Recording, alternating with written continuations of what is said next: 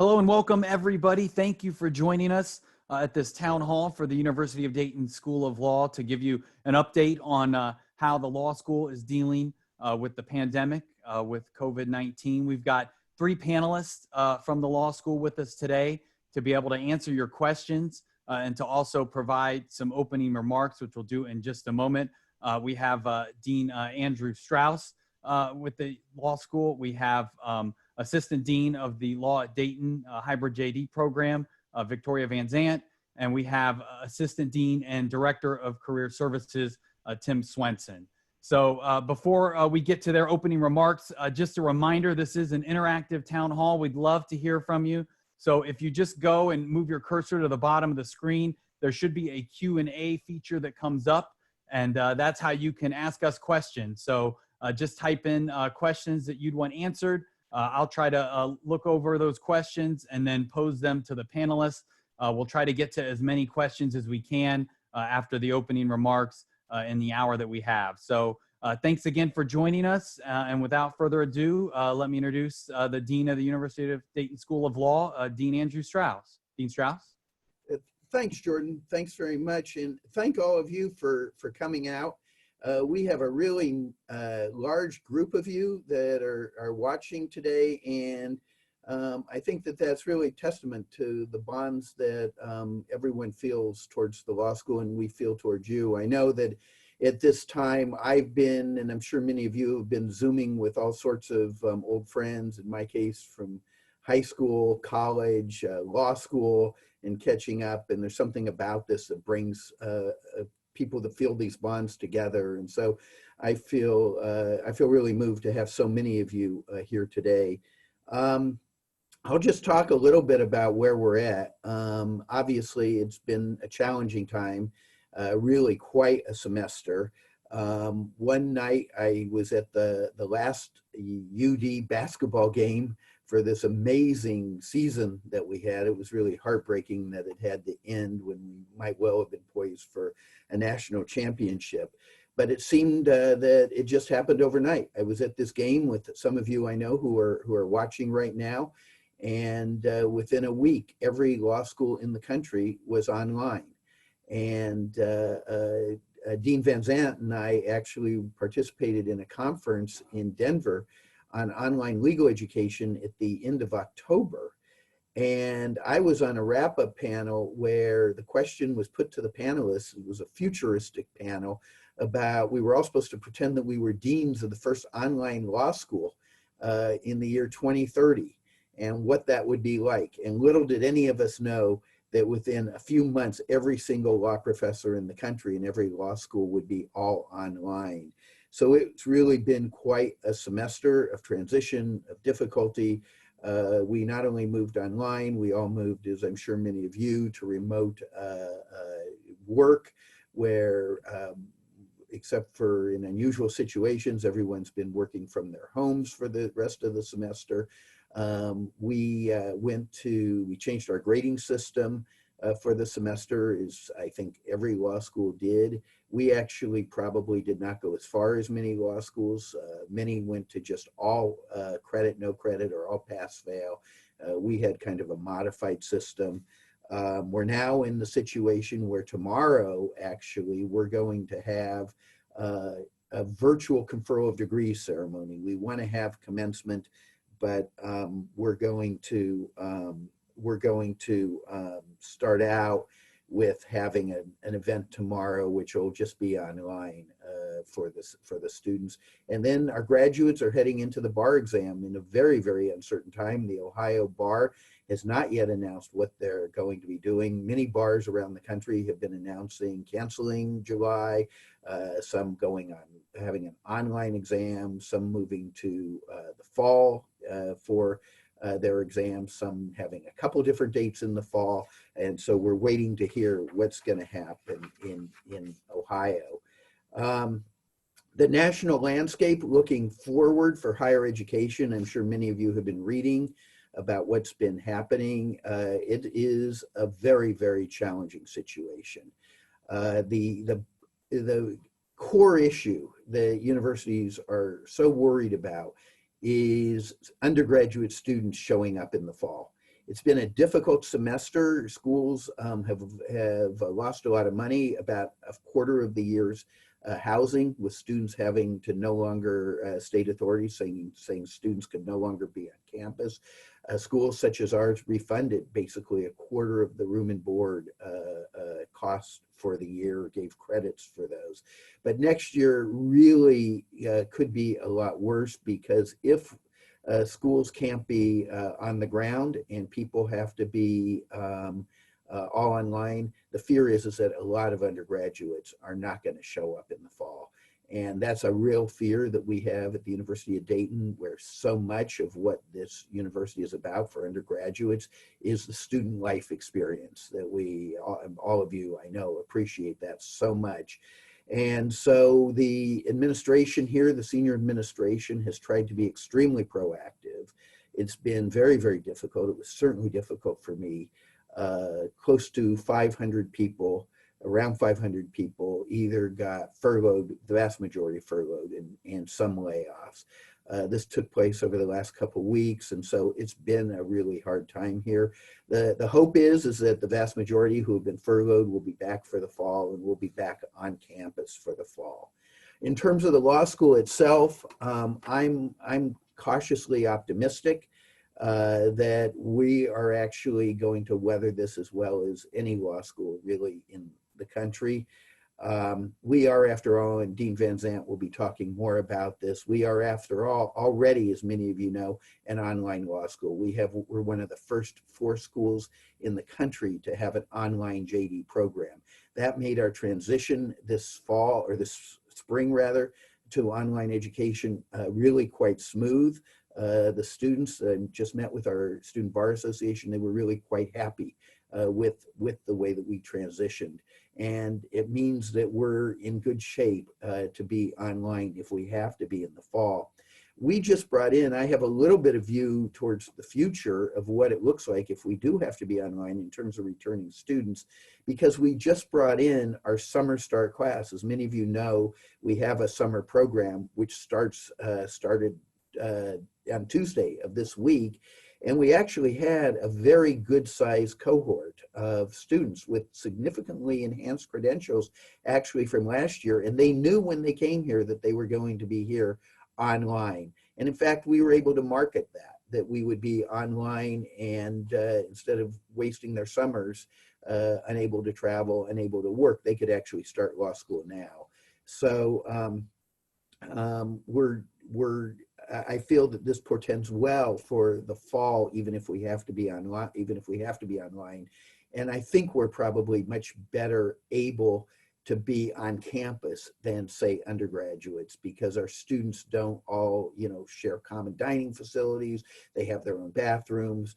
They don't all live in that same kind of situation. And our facilities really give a lot of space in our classrooms for social distancing. And I feel like we're basically coming into this in very good shape. Just to give a few numbers that I feel like we just got. At the beginning of this week, we got the bar results for the February bar, and we got an 83% bar pass rate for the February bar. It was a small group of takers, only 5 takers, but only 6 takers, all but 1 passed. And what that really tells me, the state average was 74%. And as many of you probably know, we had an 89% pass rate on the Ohio bar for last July that came out in October. So this indicates to me that we really have turned the corner after many years of struggling with the bar. We've made major changes, and this is confirmation. We were second in the state. The state pass rate this time was only 74%. So, and the number 1, I should say, was Case Western with only 2 takers. They had 100%. So really, I think we've turned the corner on that. Dean Swenson will talk more about the job numbers, but he just secured, we just got these numbers finalized. They're taken 10 months after graduation. He just got the highest job numbers ever, we believe, in the history of the school. So we're really coming into this very, very strong. And I think I'll just conclude by saying that this is a time where the biggest challenge is financial. And we've been working for the last 5 years really to diversify our revenue streams. So we have an international LLM program, which just doubled its size this summer when a lot of LLM students from overseas can't come to the United States. So we're well positioned with that. We've started a government contracting program to train people in government contracting. This, with all the government expenditures, is a huge area of growth. And so we've really diversified into some areas that can be really positive at this difficult time. We've also started overseas programs. We have a program in Korea that's been very robust. We're planning on running that again this summer for Korean law students. And we're planning on starting as soon as the health situation will allow in China and Japan as well. And finally, we're doing new workplace trainings, mostly for the military. And again, these are areas that are not particularly hit by the COVID virus. So I'm cautiously optimistic that we're well positioned to weather this. It's not going to be easy, but I feel like we are as well positioned as anyone. So I'm looking forward to your questions. All right, thank you, Dean Strauss. And again, a reminder, if you have questions, if you scroll to the bottom of the screen there, you should be able to find a Q&A button there. And if you click on that and then type in your question for any of the panelists, we'll be glad to have them answer that. We'll try to get to as many questions after these remarks from the panelists. Now we're going to move to the Assistant Dean for the Law at Dayton Hybrid JD program, Vicki VanZandt. Dean VanZandt. Hi, thank you. And thank you everyone for coming today. As Dean Strauss said, we were very fortunate and well poised to be able to go online this spring. When all law schools were scrambling, all schools actually in the nation were scrambling to go online, we had experience in that. And we had experience because, as Dean Strauss was saying, we've been running our hybrid JD program. We just finished the second semester of the program. And so the hybrid JD program is a part-time JD program. We're in our second semester. And so for us, for those of us teaching in the hybrid program, there was no disruption at all. But what we had learned by creating this program is what it took to give a quality legal education. And that's time and training if you're going to do it online, which no one had this spring. So we got together, the administrators got together and decided for our residential students, the best thing that we could do was to have as little disruption as possible in their legal education. So we decided that, let's say, for example, you take torts on Monday and Wednesday, you would continue to take torts on Monday and Wednesday. You would just do it synchronously via Zoom instead of sitting in a classroom.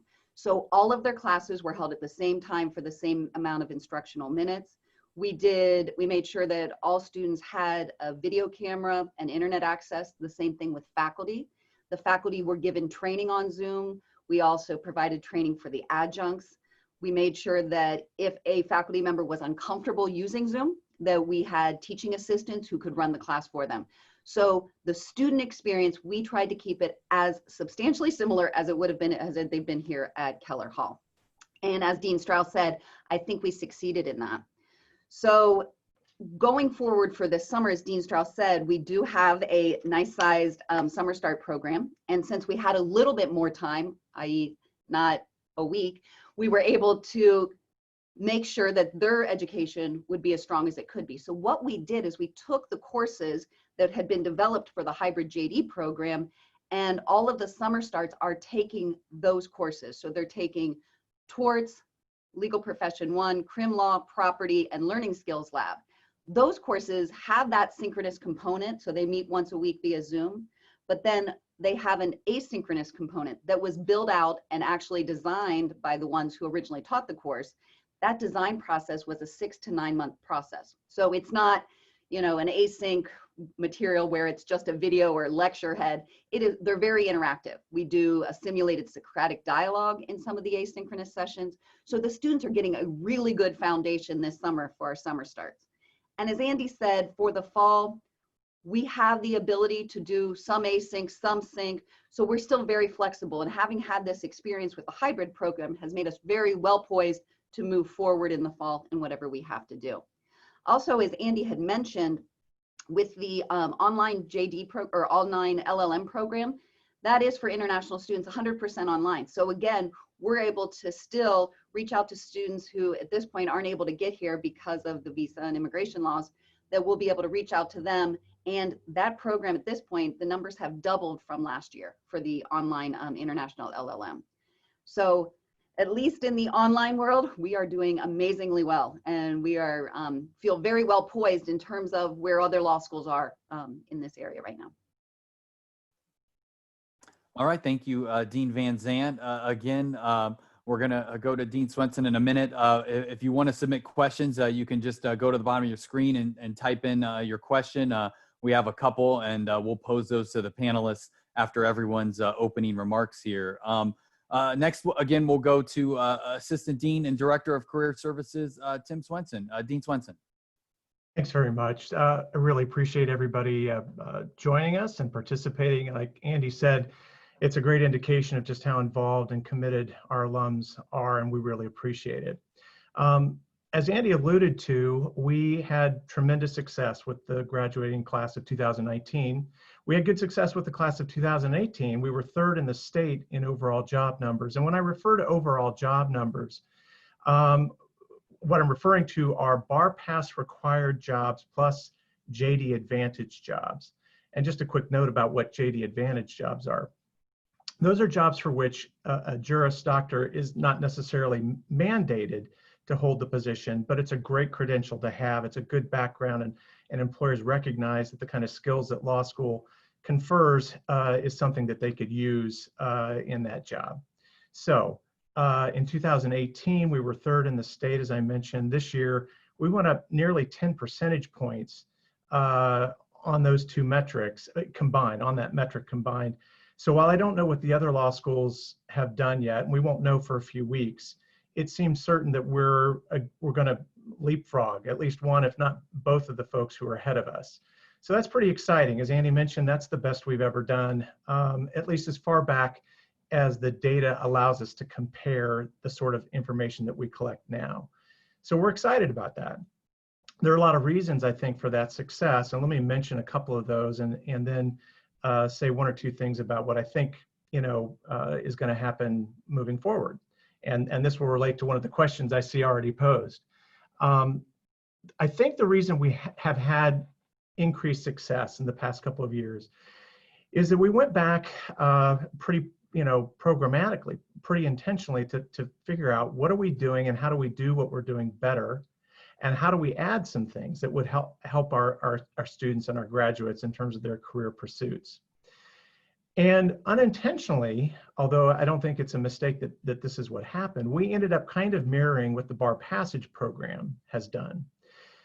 And by that, I mean, it's not just a end of the third year kind of a process. We decided one of the things we really needed to do was to get students invested in our services even before they set foot in the law school building, so that they would be inclined to come in and explore who we are and what we do and so forth. One of the things we recognized early on was that those students, regardless of class rank and any number of other criteria, the students who succeeded the most were the ones who were most involved with us. So what do we do to promote greater involvement? Well, I mean, it sounds kind of, I don't want to say silly, but it seems, I guess, obvious. But one of the things that I did was I wrote a handwritten note to each and every incoming student before they ever set foot, like I said, in Keller Hall. And then once the semester started, whether they were summer starters or fall starters, we did a variety of different social kinds of events just to get them to feel comfortable coming in, asking questions, allowing us to get to know them. So that's how we began. And then we focused on making sure that we saw as many first-year students as we possibly could, as early as we could. Because our student body is now significantly smaller than it once was, that makes it possible for us to do it with the same size staff. So in years past, where we might have seen 50 to 60% of all of our 1Ls by January 15th or so of their first year, if they were fall starters, we now see almost 90% of those students. And we're pretty programmatic about how we set up an individualized plan for each of those students about where it is they want to go, what kinds of things they'd like to do, what sorts of connections we can help them make with alumni in cities or locations that they want to be in. and that sort of thing. And then we repeat that process the second year. Once they come back in August, we do exactly the same thing. And frankly, we're pretty pesky with the students. We're emailing a lot and knocking on doors and roaming the halls and so forth, but it's paying dividends, so no apologies. Then once they reaching the latter part of their third year, even into the summer after they've graduated, I sit down with my staff and I don't know how else to put it, we target a number of students who we think are somewhat at risk for having difficulty finding a job, but nevertheless have a lot of strengths and resources, if they made good use of them, that they're likely to have success.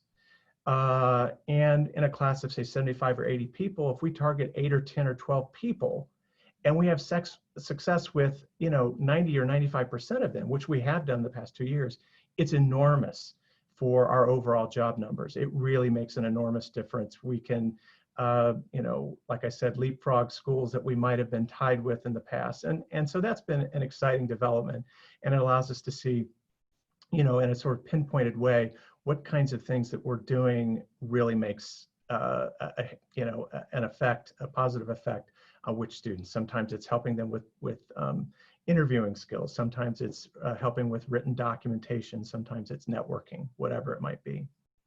And then the third thing involves alums. It involves you, and it's been miraculous. Maybe that's the wrong word. It's been phenomenal to see the extent to which our alumni have stepped in to assist students in a wide range of areas. Sometimes it means, we have an opportunity, we want to make sure our UDSL alum is the first in line to take advantage of that opportunity. But oftentimes it's just a meeting with someone over coffee, giving them encouragement, providing them with a few other names or places to look at. And that's especially important in other locations where, frankly, I may not have inside information about the right places to look or the right doors to knock on. But you, an alum in Chicago or Tampa, Florida, or wherever it might be, do have that inside information. So you're crucial to that success. I don't know who all is watching. I did get a list, but I'm sure many of you are people I have emailed or called for assistance, and I've never had anyone deny a request. In fact, if anything, I have the opposite problem, which I can tell you is not shared by my counterparts at other universities. Namely, I have more alums knocking on my door asking, how can we help? And sometimes I have the ability to take advantage of. That's a good problem to have, and I can guarantee you I'll get around to utilizing your assistance in the future. So those are sort of some of the things we've been doing. We're working earlier with students, we're working more intensively with them and tailoring individualized kinds of things to meet their needs. And we're candidly taking advantage of your assistance. One last thing, and then I'll stop so that we can address the questions that are being posed. But just one indication of the kind of involvement that you all have shown and the dividends that's paying. Some of you may be aware that several of our current students had opportunities that, for obvious reasons, had to be rescinded. And so they were scrambling to find some practical legal experience this summer. Others hadn't found anything just yet anyway when all this hit. So I sent a plea out on social media accounts that we have, and the response was overwhelming. I mean, that's not even strong enough a word. Within about 6 hours, I had 30 to 40 alums say, we're willing to take an intern. What do we do? To date, we have 25 students who have been placed in those different internship opportunities. And if you think about it, that's 15, 20% of each of the 2 classes of folks who are looking. It's enormous, and it's going to pay dividends a year or 2 down the road. So I thank you. I mean, this is a nice opportunity for me to say thank you directly to each of you, and we'll work with you to find ways to utilize your help. So I'll stop there, and Jordan, I'll turn it over to you. All right. Thank you, Dean Swenson. Again, a reminder, this is going to be our interactive portion of the town hall, so feel free to submit questions down there at the bottom of the screen. And to kind of play off of what Tim was just saying, one of the first questions, and we could start with you, Dean Strauss, is just that kind of how alums can help out. I mean, Dean Swenson talked about, one way, but Dean Strauss, I mean, just maybe some other ways that alums can be involved and help out in this time. Yeah, thanks for that question, Jordan, and thanks for the person who submitted that. I do have actually a specific ask that's of real sort of need right now, and that is that under the state health advisory for universities, we're closed. I mean, we're really shut down this summer, and I tried to see whether the university would allow for us to allow for our students that are studying for the bar to be in the building. We could really give them practically all their own classrooms. So we have a lot of room for social distancing because nothing's going on here. But the university felt that we really couldn't do that consistent with public health requirements. So we're looking for any of you that might have a spare office or a spare conference room, or really any quiet place for our students to study. It's very difficult for many of our students this summer. Normally, as many of you know, part of the way we've turned around the bar exam is that we provide for free housing on campus, usually beautiful housing, for the students to be part of our intensive summer bar review program. We're not able to do that this summer for the same reasons. And at the same time, many of our students are in not great living situations, where they've had to move back in to their childhood home, but perhaps without enough room in there, or with a lot of distractions, or I'm sure many of you can relate to this. They have small children at home that are outside of daycare or school, and that's hugely distracting, or spouses who have lost jobs, all sorts of difficult situations. So if anybody has quiet study space, please let us know. You can email me directly, astrauss1@udayton.edu. That's A Strauss, just my first initial and last name, symbol 1@udayton.edu, and I will make sure to forward that to Michelin Kidwell, who's our director of bar support. So that's a really tangible thing that everyone can do, and we would really appreciate. All right.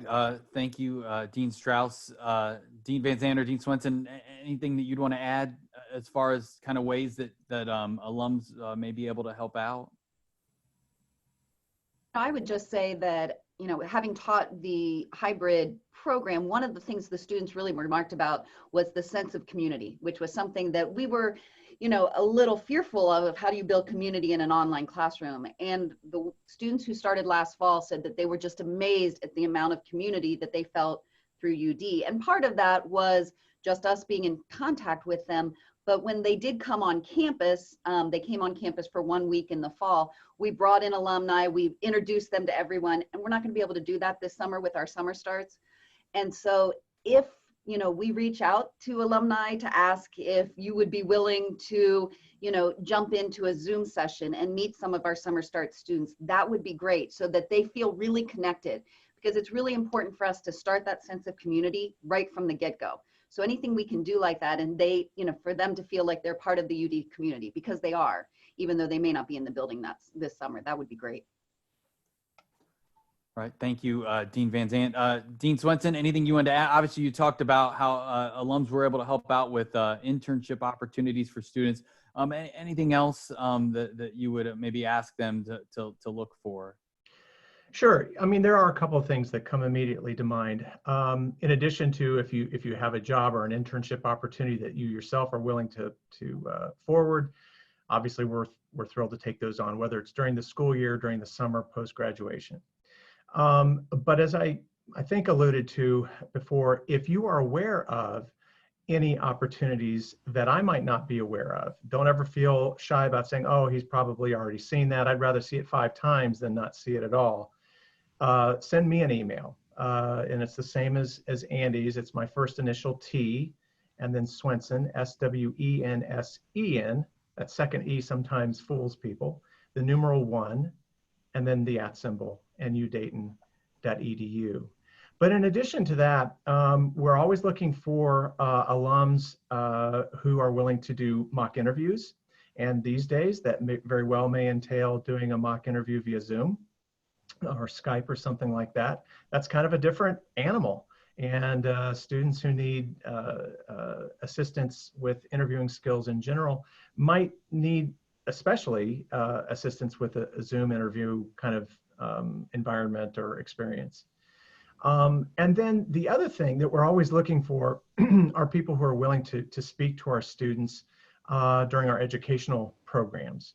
And I'm working on setting some of those up for our summer starters, but we'll also be working for a full slate during the fall and next spring. So if they're willing to do programs in which they talk about their careers, talk about their law school path, the things they did that help them land their careers and pursue them, and things that they maybe shouldn't have done, but they'd like to share those lessons.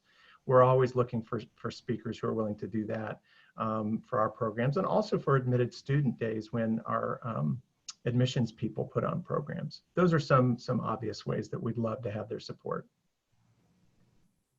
All right, thank you, Dean Swenson. A reminder, if you have questions, feel free to submit them there at the bottom of the screen. If you just click on the Q&A button and then type in your questions. The next question for Dean Strauss, and maybe Dean VanZandt would want to weigh in as well. If the law school does have to be online this fall, do you expect it to include the skills-based classes like civil trial practice? How will the law school handle classes like those? So good question. And I don't have the schedule in front of me for what we have currently scheduled for the fall. But I can say that, this is part of us being an online law school, is we're used to doing what we do online. And so Dean VanZandt can talk more about this, but our plan has already been to be able to do the practical skills kind of training online. We're planning in the program that she administers to have an online clinic and so forth. It's a little bit different when you have skills-based training online, when you have people doing trial practice online and questioning, cross-examining witnesses. But I would just say that this is the future, and we've been, I think we're sort of on the avant-garde of that. But increasingly, I've been talking to judges, and that's what they're doing now. I mean, they're holding their hearings online, and we even saw this week that for the first time ever, the Supreme Court had oral argument online. And so this is the wave of the future in many ways for skills advocacy. I don't think after this current crisis, we're going to go back to the status quo ante. So I think being able to do this and make this transition is really important. I will pick up there from what Dean Strauss just said.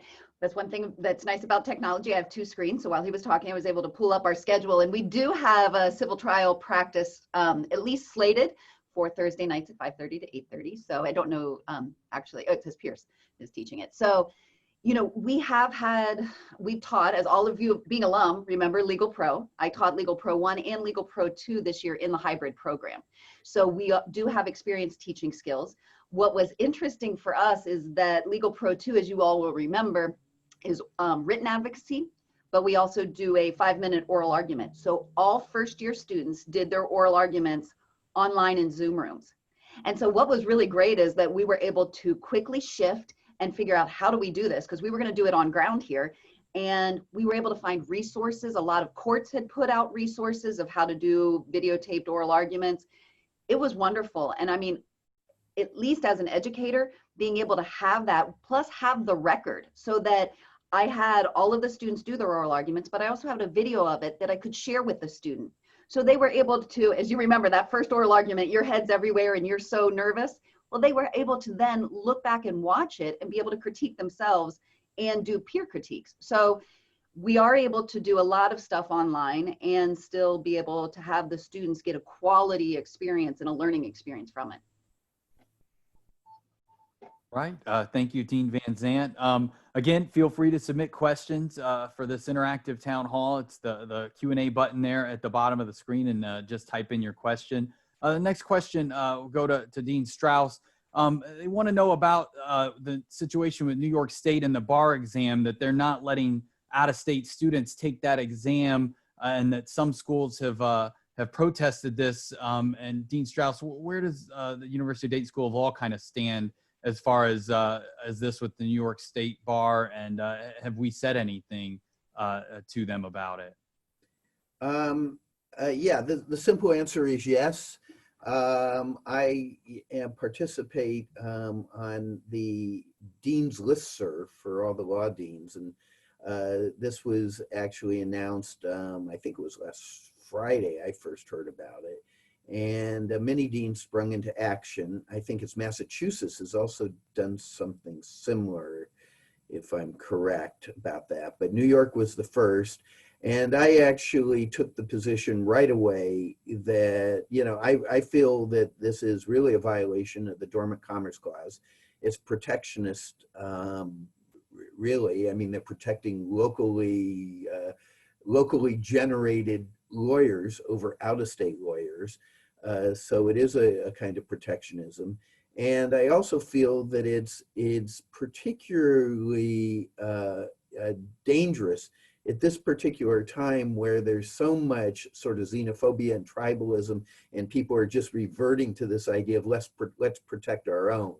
And I think as lawyers committed to sort of general principles of openness and cosmopolitanness, that's not the direction we want to go. I think it's very counter to the whole spirit of what the New York as bar, which is really in many ways the country's premier, not only national, but international a bar, where they do so much work from outside of just New York. I think it's really the wrong way to go. And I think it's an example that other states are very likely to follow. And the question is, do we want to be reverting to a system where we really have just each state having their own lawyers and not have sort of the ability for people to easily be mobile and to move and to reverse these directions that have been taking place for trends that have been taking place for 100 years. So I have signed a law dean's letter to the New York Court of Appeals. And right now we're all waiting to hear back from them. There was a pretty significant response from deans and others out of state about this. And I think if I was in New York, I would feel the same way. It's not that there are not, the reason for this was because they felt that they had to maintain social distancing, they had to limit the number of people who could take the bar.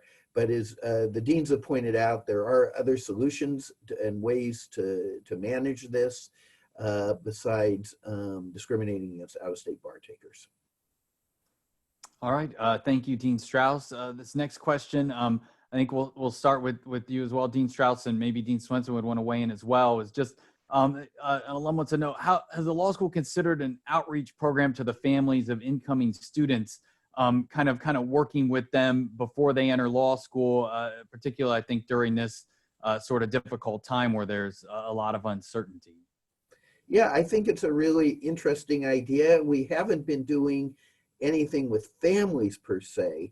We're very, our Dean of Admissions, Claire Schrader, has been doing a lot with the admitted students to try and do outreach and allow them to know a lot about the law school and meet different people at the law school and so forth. So we've been pretty out front on doing that. Not really so much with the families, but I think it's a very good idea. So if I can weigh in real quickly, Jordan, if that's okay. Yeah.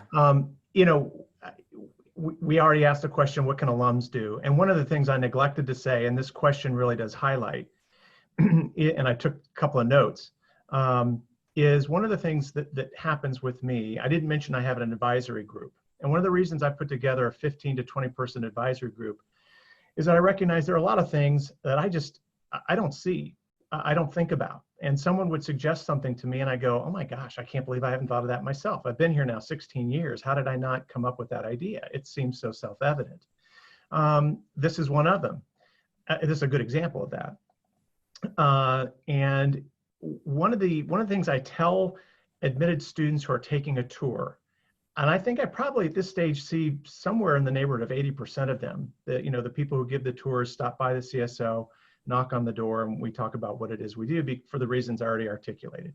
We want, you know, people to know who we are and what the atmosphere is like and so on. Having gone to a different law school myself and having recruited at probably 15 to 20 different law schools and having visited many other career services offices and law schools, one of the things that I really do think is not just lip service, but that sets us apart is the Marianist charism sense of community thing. And it's hard to put your finger on or measure, but I actually think it's true. I don't think it's lip service. And so I'm glad when students come through on those tours with their family. Sometimes it's a spouse, sometimes it's a parent or two parents, sometimes it's siblings or a significant other. I think that's really, really important for those members, those significant others, to see what that entails as well. And in fact, about a week and a half ago, I had a Zoom meeting with an admitted student who, by the way, decided to come. And they were situated in his living room with his mom and his dad and their dog, whose name I remember just because I remember the name I thought was noteworthy. It was Honey Mustard. But it was a really kind of neat interaction that underscores the importance of what I think the questioner is getting at. And so one of the other advantages we have is that, to my mind, our staff, our senior staff, is very collaborative.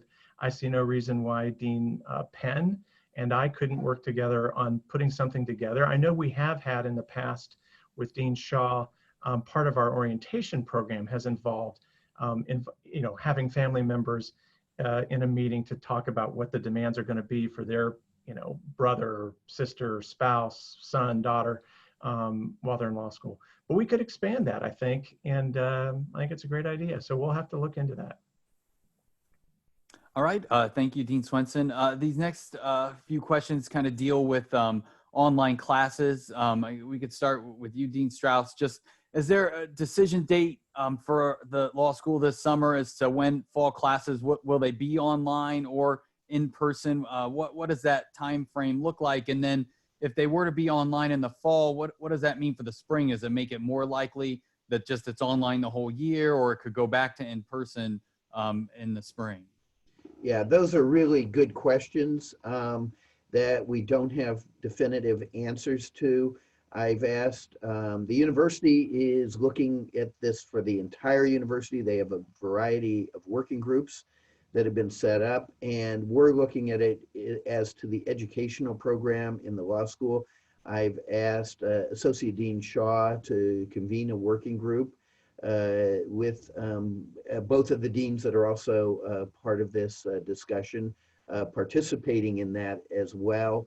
The reason that it's really hard to say finally what things are going to look like is that it is just such a moving target. Luckily, things have calmed down from in the very early days of this, when literally you couldn't plan hour to hour. Things were changing the next day, and you try and make decisions, realizing things were moving just so quickly. They're not moving quite that quickly now, but we really don't know. We can't say for sure that the state health director or the Montgomery County health commissioner isn't going to say, in August, when we're planning on being open, that we can't be, that there's not going to be a surge of cases, and that the plans that we're making for being on campus just aren't going to happen. So we need to plan for different contingencies, and that's essentially what we're doing. We are, as I was saying at the outset, I think there's reason to think that in the law school, we can be more likely safely to be following social distancing practices and to allow for students to come on. That's certainly our preference.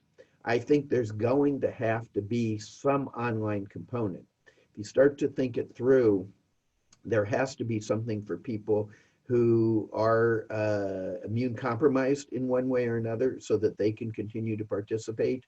There has to be a way for people that might be exposed and need to be quarantined to continue to participate and not have to leave the semester in the middle, or for people who actually get coronavirus and would have to take some time off, but would hopefully be able to participate online much sooner than if they didn't. So we're working with a variety of different contingencies in mind.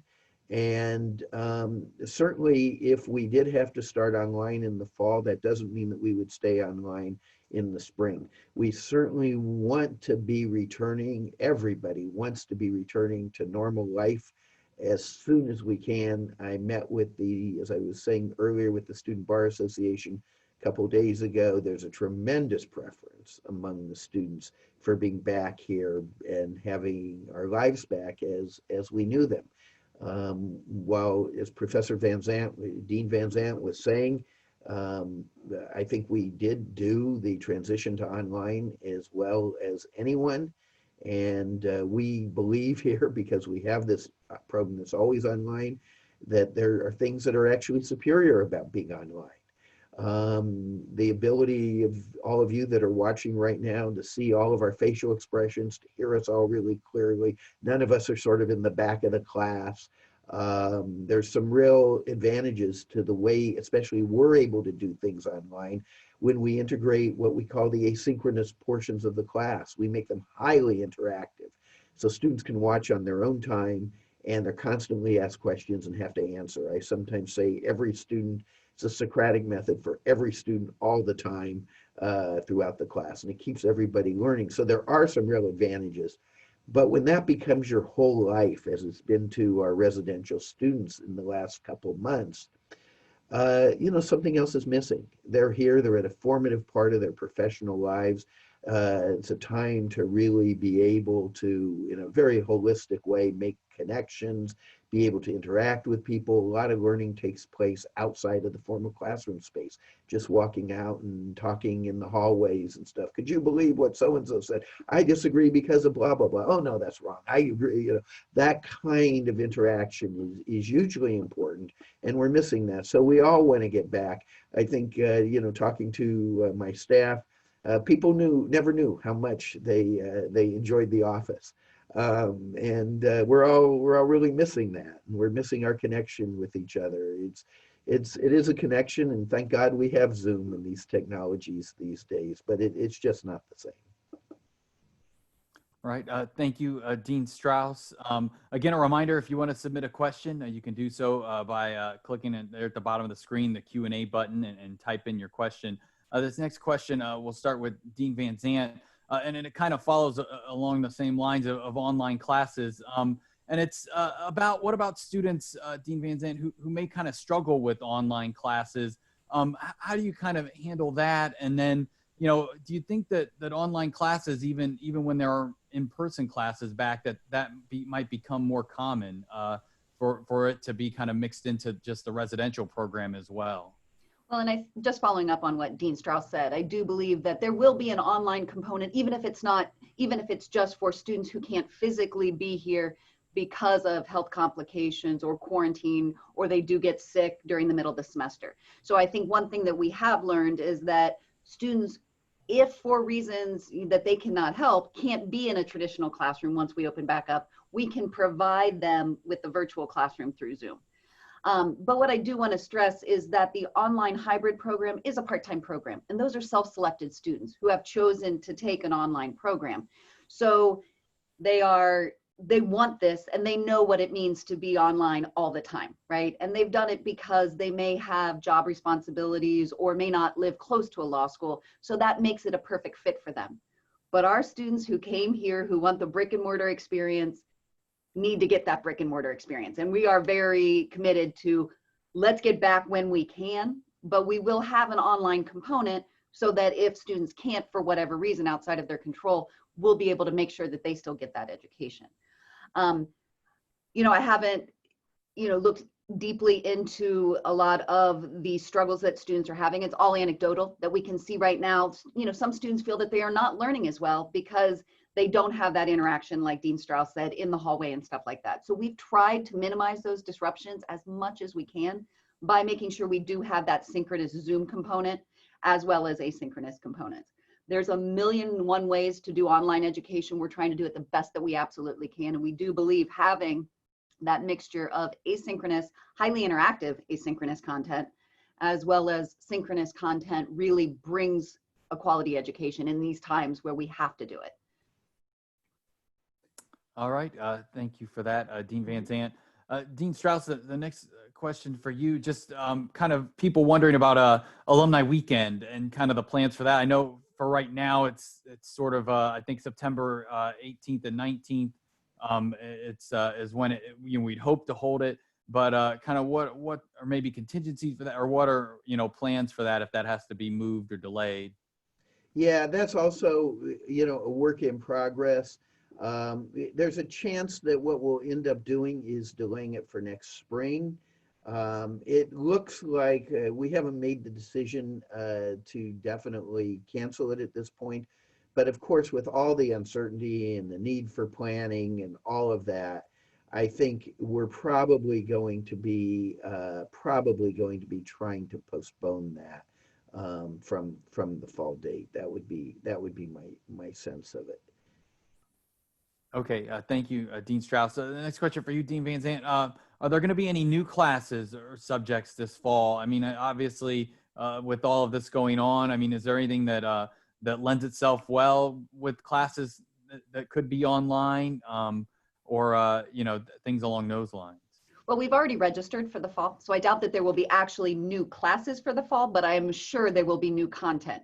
Just as I said that we had to kind of spin on a dime this spring and teach oral arguments virtually, I'm sure a lot of people will be adding different components into their courses to maybe talk about virtual law practice.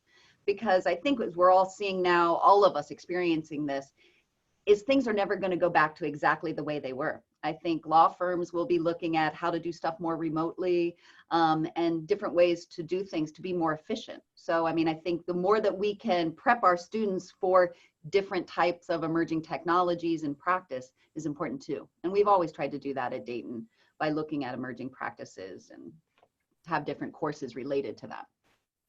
Yeah, I think one new thing that is we were planning on starting anyway for next year is we've reached an agreement with the Hanley Sustainability Institute to do a concentration and focus on sustainability. And so that was scheduled and we're continuing to do that. As many of you know, we've had that kind of collaboration with the Human Rights Center at the University of Dayton. So we're adding that, and that was going to come on anyway. Another thing is that we are asking the faculty to try and do over the summer about 1/3 of their content asynchronously, so that would be an environment, and even if we have live classes on campus, they can still use this material. And as Professor VanZandt can really attest to, as I was saying before, this asynchronous content works really well in conjunction with live in-person content because it allows for students to really prep well for classes in an environment where they can listen to the material over and over again if they need to, and they're asked to constantly answer questions. So they may videotape an answer, or they may write out an answer. It's highly interactive, so it's really a kind of structured studying. And we feel that the program that Dean VanZandt is in charge of on our hybrid JD online program, which is half synchronous and half asynchronous on a weekly basis and composed of 1 week where they're actually on campus, that this is really a good pedagogical model, and it's helping really make the entire faculty think very fundamentally about pedagogy and how to best present material. And so that's, again, that helps us make this transition at this difficult time. And I would just chime in there really quickly, building off what he just said, with the asynchronous or the offline, online materials. If you all remember being back in law school, we used to say for every 1 hour you're in the classroom, you have 2 hours out. That async can be built to help guide students in that 2 hours outside of class. We were all used to sitting there and just reading cases and reading them over and over and over. As Dean Strauss said, it's kind of helping students guide that study time for those 2 hours outside of class. So even if we go 100% online in the fall, if faculty have built out some asynchronous content that can help guide their students outside of class, that can only help them be better prepared when they do come to class and sit in the classroom. And just to follow up on that briefly, Dean VanZandt, what about for adjunct faculty? I mean, are there resources for them to kind of help, use some of this content and be able to adapt to online? Yes, we are going to be working with adjunct faculty as well this summer. We haven't gotten that program underway, but really trying to help them figure out different things they can do with the asynchronous content. Okay, thank you, Dean VanZandt. I think we only have a few minutes left, so we'll just go around briefly and maybe get all of your final thoughts just on the law school and the impact from the pandemic. We could start with you, Dean Swenson. Well, sure. I guess I'll let Dean Strauss take the lead on that specific question. I do want to take 1 minute, literally just 1 minute, to say thank you to all the alumni. I did it before, I want to do it again. People ask me all the time, incoming students, current students, what sets us apart? Is there something that sets us apart? And I can honestly tell them, accurately, legitimately tell them, it's the alumni. It's the atmosphere in the building, and it's the alumni. And sometimes if you're an alum and you're out there and you're living your life and you hear from a student and you're just responding, you think, well, that's normal. I can tell you it's not. You make an enormous difference in the lives of our students and our graduates. And I see it every year when I'm looking at the data of the employment stuff. One of the things that comes through every year is the degree to which our alums are involved in the education of our students, in getting them opportunities, teaching them things, and so on. So thank you. And then secondly, we've already touched on this too, but I want to reiterate it. If you have suggestions or you have input or thoughts, don't be shy. To date, I don't think you have been, but please continue to give me input, whatever it might be. It does me no favors. It does our students no favors if I'm missing out on something. And some of the best advice, most useful and fruitful advice I've received has been some tough lessons, frankly. And we're open to that. We want to do the best job we possibly can. I think we're improving and we want to keep improving. So that's what I have to share. All right, thank you, Dean Swenson. Dean VanZandt, any final thoughts? Well, I would just echo what Dean Swenson just said. We want to do the best job possible. COVID-19 has changed the landscape of legal education going forward. Nobody will go 100% back and never use Zoom again or not build out really interactive asynchronous materials. But what we're committed to doing is being the best at it. We have the experience. We've got one of the 4 operating programs under an ABA variance to go totally online. So we know how to do it well, and we're going to continue to do it well so that our students continue to have a quality legal education. All right, thank you, Dean VanZandt. And Dean Strauss, final thoughts? So this has obviously been very difficult for all of us, as it's been for all of you. But in the midst of all this difficulty, I have to say that there's been some really good things. I was concerned, that this was because we've been making just so much progress over the last several years. I mean, every single year our credentials have been going up of entering students. Our bar passes really turned around in a very dramatic way. Dean Swenson has really turned around the job numbers. And, I was really concerned that, and really we're diversifying, as I was saying at the beginning, our revenue streams, that this could really derail everything. And I have to say that the spirit in the building of the entire staff, I think you really see at these times, like, sort of what the strength of the community is. And obviously we're all seeing some communities nationally and so forth that are getting frayed.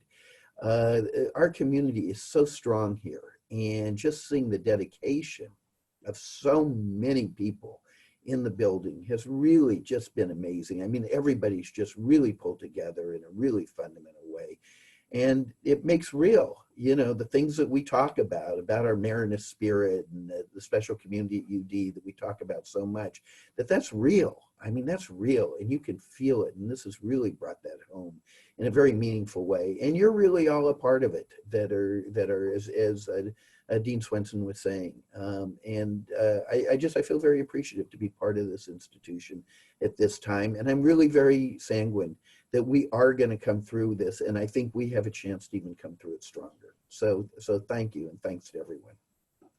Well, thank you to all of our panelists. A big thank you to all of the alumni here on this town hall who joined us for this hour.